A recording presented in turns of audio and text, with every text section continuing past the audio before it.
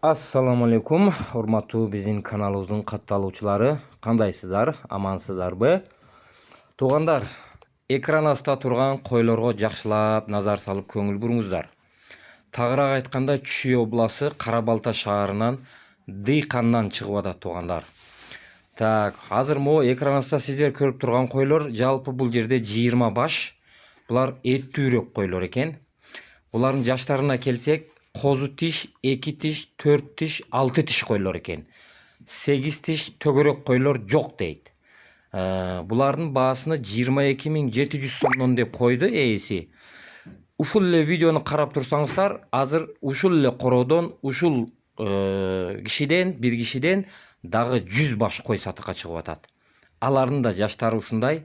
Алардын деле баасыны 22.700 сомдон дүң деп койду ээси. Содасы бар дейт туугандар. Жакшылап карап көрүңүздөр, видеону аягына чейин көрүп туруңуздар. Азыр могу койлор мына булар эттүүрөктөр экен. Мынакей, муякта да 100 баш, жалпы саны 100 баш. Козу тиштен баштап 6 тишке чейин экендер. Карган кой жок дейт. Булар бардыгы кысыр койлор дейт. Жакшылап карап көрүңүздөр.